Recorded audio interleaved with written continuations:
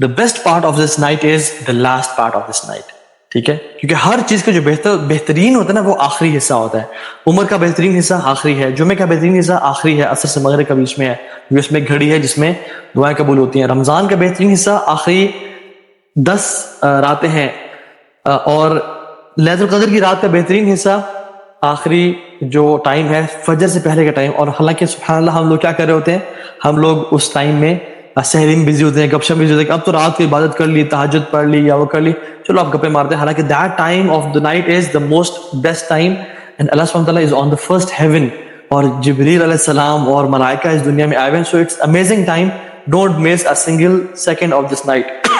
کون کون سی عبادات کرنی چاہیے اس نائٹ میں, اس رات میں, ویری کوئکلی اینڈ بریفلی.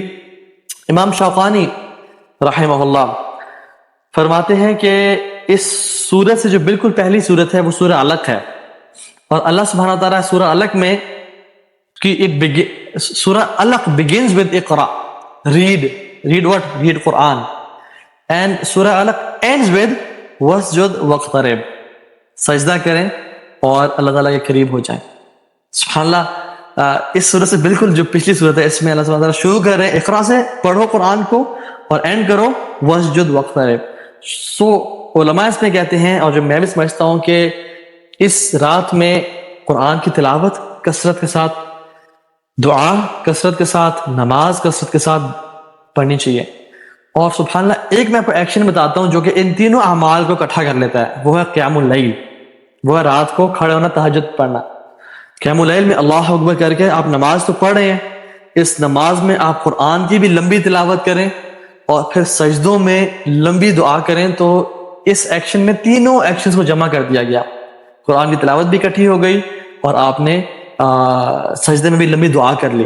اور یس اٹس کمپلیٹلی پاسبل کہ موبائل سے یا قرآن سے اگر کسی انسان کو قرآن حفظ نہیں ہے تو وہ کھول کے قرآن کو ڈیٹیل میں لمبا جو ہے نا وہ پڑھ سکتا ہے, چاہے آپ جتنے مرضی پارے پڑھنا چاہیں آپ ایک رکعت میں پڑھ سکتے ہیں. ٹھیک, بہتر ہے کہ عشاء کی نماز کو اور فجر کی نماز کو باجماعت پڑھا جائے, کہ عشاء کی نماز باجماعت پڑھنے سے آدھی رات کی عبادت کا ثواب ملتا ہے, اور فجر کی نماز باجماعت پڑھنے سے مزید آدھی رات کی عبادت کا ثواب ملتا ہے, تو پوری رات کی عبادت کا ثواب مل جاتا ہے. پھر جو شخص 100 آیات قرآن تلاوت کرتا ہے اس کو بھی صحیح رات کی عبادت کا اجر مل جاتا ہے. تو انشاءاللہ تعالیٰ ہمیں یہ جو سارے کام ہیں انشاءاللہ اس کو کرنے چاہیے.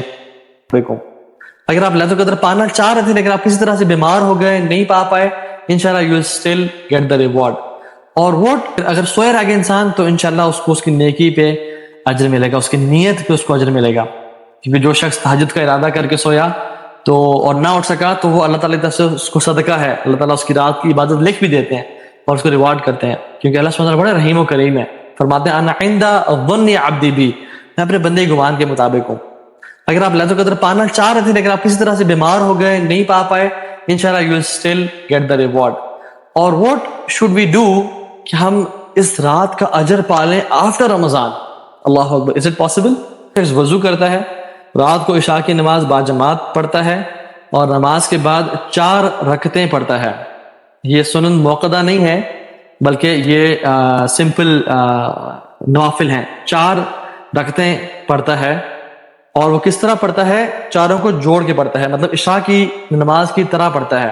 ویسے تو نوافل اور سنتیں کس طرح پڑھی جاتی ہیں؟ مثنا مثنا, 2 کر کے پڑھی جاتی ہیں, لیکن ان 4 رکعتوں کو وہ کٹھے جوڑ کے پڑھتا ہے.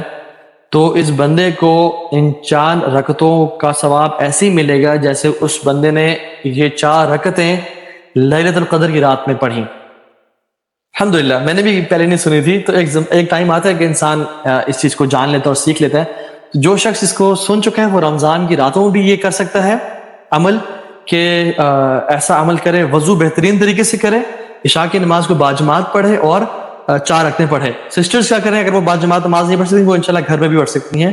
کچھ اور روایات میں آتا ہے کہ عشاء کی نماز کے بعد, تو اس میں باجماعت کا نماز مینشن بھی نہیں ہے, لیکن مردوں کے لیے ڈیفینیٹلی جیسے ہمیں پتا ہے کہ باجماعت نماز کا ادا کرنا it's very important and essential. سبحان اللہ, اللہ سبحانہ تعالیٰ ان 4 رکعتوں کا اجر ویسے ہی لکھ دیں گے جیسے ان 4 رکعتوں کو لیلۃ القدر کی رات میں ادا کیا گیا.